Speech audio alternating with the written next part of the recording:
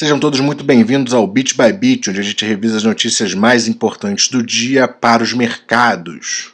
Vamos abrir hoje falando da produção industrial brasileira, que tem quarta queda consecutiva e fecha o terceiro trimestre com uma retração de 1,7%. Houve uma queda de 0,4% em setembro, na comparação com agosto, na quarta retração mensal consecutiva. Aqui a gente tem o gráfico da variação mensal da produção industrial brasileira. Na comparação com setembro de 2020, a indústria recuou 3,9%, intensificando a redução do mês anterior, que já tinha sido de 0,7%. No ano, o setor ainda acumula uma expansão de 7,5%. Em 12 meses até setembro, o avanço é de 6,4%. O desempenho veio em linha com a mediana das estimativas de 31 instituições financeiras e consultorias ouvidas pelo Valor Data. Aqui a gente tem a variação da produção industrial acumulada em 12 meses. Os maiores impactos no índice geral de setembro vieram da queda na produção do segmento de produtos alimentícios, uma queda de 1,3%. E de metalurgia, com uma queda de 2,5%. Mas também tivemos recuos fortes em outras áreas. Couro, artigos para viagem e calçados caíram 5,5%.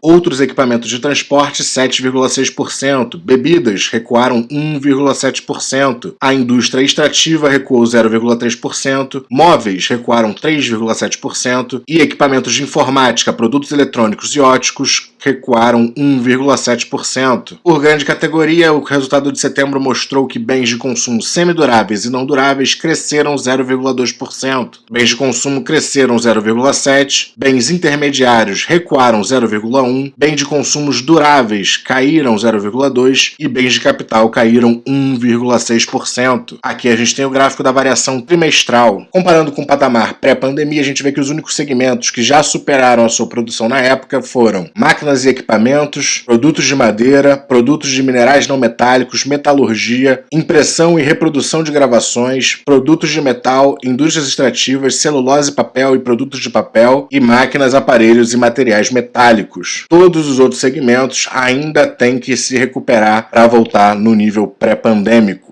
Passando agora para falar do leilão do 5G, Claro, Vivo e TIM arrematam faixa de 3,5 GHz, considerada a principal do leilão. Essa faixa permite a oferta de internet móvel em todo o território nacional na faixa 3,5 GHz, que é a mais usada no mundo para a oferta do 5G. A primeira frequência leiloada foi de 700 MHz, e a Winit Telecom Limitada, ligada ao Fundo Pátria, foi a vencedora. E com isso, o Brasil terá uma nova operadora de telefonia móvel com autorização para oferecer o serviço em todo o país. No leilão da faixa de 3,5 GHz, os vencedores foram a Claro, pagando 338 milhões de reais pelo lote B1, o que representa um ágio de 5,18%, a Vivo Telefônica Brasil, pagando 420 milhões de reais pelo lote B2, com um ágio de 30,69%, a Vivo pagou caro, e a TIM, que pagou 351 milhões de reais pelo lote B3, com um ágio de 9,22%. Esse leilão vem também com algumas obrigações para essas empresas. Elas vão ter que migrar o sinal da TV parabólica para liberar a faixa 3,5 GHz, construir uma rede privativa de comunicação para a administração federal, instalar uma rede de fibra ótica via fluvial na região amazônica, levar fibra ótica para o interior do país e disponibilizar o 5G em todas as capitais até julho de 2022. Falando rapidinho da PEC dos precatórios, a PEC do calote, ela foi aprovada em primeira instância no Congresso. A proposição ainda precisa ser aprovada em um segundo turno na Câmara. Os parlamentares também precisam de votar os destaques e o texto então seguirá para o Senado, onde também necessitará de aprovação em 2 turnos. Passando agora para falar dos Estados Unidos, saiu o reporte semanal do pedido de auxílio-desemprego de lá. Foram 269 mil pedidos de auxílio-desemprego na semana terminada em 30 de outubro, uma queda de 14 mil do período anterior. A estimativa do Dow Jones era para 275 mil pedidos de auxílio. Então a gente vê que tem diminuído desde aqui de janeiro de 2021 o pedido de auxílio-desemprego semanal lá fora. Passando agora para o cenário corporativo, o CSN tem uma queda de 5% no lucro do terceiro trimestre, porém o EBITDA sobe 23%. Em comparação com o segundo trimestre, porém, a perda foi maior e atingiu uma queda de 76% por piora na mineração. Ela registrou um lucro líquido de 1.325 bilhões de reais no terceiro trimestre, uma retração de 5% na comparação com 2020. No acumulado do ano, o lucro soma 12,5 bilhões de reais. No mesmo período do ano passado, somava apenas 396 milhões de reais. O EBITDA ajustado somou 4.296 milhões de reais, uma alta de 23% ano a ano, mas uma queda de 47% em relação ao segundo trimestre deste ano. ano. A margem EBITDA ajustada veio em 41%, uma alta de 1,6 ponto percentual na comparação anual e uma queda de 12,5 pontos percentuais na comparação com o segundo trimestre. A receita cresceu 18% ano a ano e retraiu 33% em relação ao último trimestre, registrando 10 bilhões 246 milhões de reais. As vendas do aço caíram 23% ano a ano, para abaixo de 1 milhão de toneladas. As vendas do minério de ferro também viram uma retração de 11% no ano a ano, para 8 milhões 183 mil toneladas. Na comparação com o trimestre anterior, a queda é de 10%. O custo dos produtos veio em 5 bilhões 942 milhões de reais no terceiro trimestre, 16% menor em relação ao segundo trimestre desse ano, em razão principalmente da diminuição do volume de vendas nos segmentos de mineração e siderurgia. Por fim, a CSN reportou uma dívida líquida ajustada de 14 bilhões 775 milhões de reais. A sua relação dívida líquida por EBITDA ficou em 0,64 vezes. Há um ano atrás era de 3,67 e era de 0,6 no final do último trimestre. Passando para falar da CBA, a Companhia Brasileira de Alumínio, que fecha contrato para adquirir 80% da Alux Brasil por 110 milhões de reais. Ela firmou ontem o contrato da aquisição de 80% do capital social da Alux do Brasil Indústria. O contrato ainda prevê a opção de compra para a aquisição dos 20% restantes, que poderá ser exercida após 3 anos da conclusão da operação. A conclusão da transação está condicionada ao cumprimento de obrigações e condições pendentes, incluindo sua submissão à aprovação do CAD. Passando rapidinho para o resultado da PetroRio, que teve uma receita líquida de 940 milhões de reais e um lucro líquido de 125 milhões de reais. O EBITDA ajustado veio em 547 milhões no trimestre e o lifting cost veio em 12,3 dólares por barril, o menor da história da companhia. A gente vê também que conforme ela cresce seu caixa, sua dívida líquida vem ficando negativa. O lifting cost segue caindo, a produção média diária, depois de alguns trimestres de redução, teve uma subida, e aqui a gente vê que o EBITDA subiu 138%, a margem EBITDA veio em 60%, uma subida de 12 pontos percentuais, e ela reverteu o lucro que tinha sido negativo para um lucro positivo. Além disso, ela teve um fluxo de caixa operacional de 709 milhões 527 mil reais. Passando para o resultado do Grupo Pão de Açúcar, que tem prejuízo de 88 milhões no terceiro trimestre. O resultado é pior do que o resultado do ano anterior, que registrava 63 milhões de prejuízo. O EBITDA ajustado vem em 794 milhões de reais, um recuo de 15,9% em relação ao ano anterior. A margem bruta consolidada recuou de 25,9% para 24,6%. A venda nas mesmas lojas da rede Pão de Açúcar recuaram 3,6%. Vamos passar agora para o resultado do Itaú, que tem um lucro líquido de 5,8 bilhões no terceiro trimestre, uma alta de 28,6%.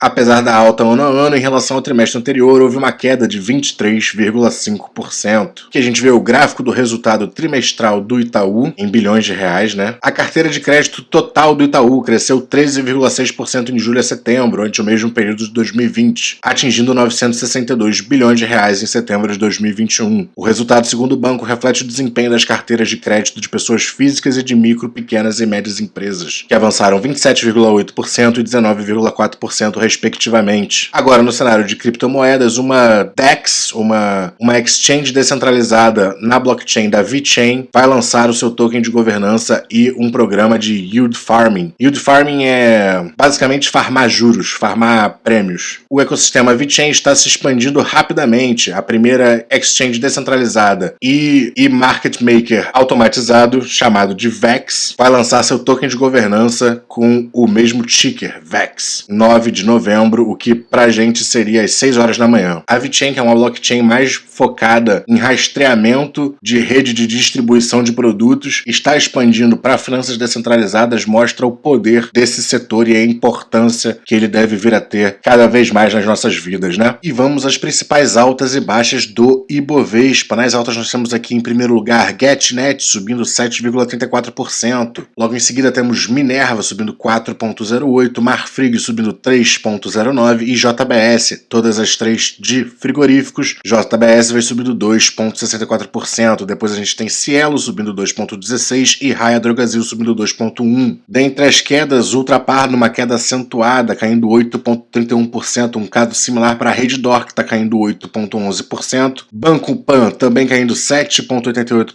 7,5%, Pão de Açúcar depois daquele resultado desastroso caindo 7,78%, Cogna caindo 7,61% e Bradesco, sua preferencial, caindo 6,37%. Bradesco acabou caindo até mais, mas acredito que ele tenha sido puxado pelo resultado do Itaú, que veio decepcionante e também caiu 5,15% no dia de hoje. Passando agora para o mapa do S&P 500, a gente vê um dia mais para o vermelho, porém as techs, que são as principais do S&P 500, estão verdes. Destaque aqui para a Nvidia subindo 12,04%, Qualcomm também indo muito bem, subindo 12,73%, General Motors subindo 4,71%, Ford também indo muito bem, subindo 4,22%, restaurantes também estão indo bem, onde a gente vê mais vermelho na área de entretenimento, algumas do setor de saúde e o setor financeiro está mal hoje. Nos fechamentos dos índices, nós tivemos mais um dia feio para o Ibovespa, caindo 2,09%. Nosso índice de dividendos também caiu 2,46%, ao passo que as nossas small caps caíram 1,77%. A coisa está feia para os mercados brasileiros. Vou trazer um destaque aqui para Ambev com seu quinto dia consecutivo de alta, mesmo no meio dessas quedas nos índices. E vou chamar a atenção aqui para Camil também, subindo 2,54% hoje. Depois que ela anunciou aqui a aquisição, se não me engano, da Santa Amália, ela realmente conseguiu reverter essa tendência de queda que ela vinha já desde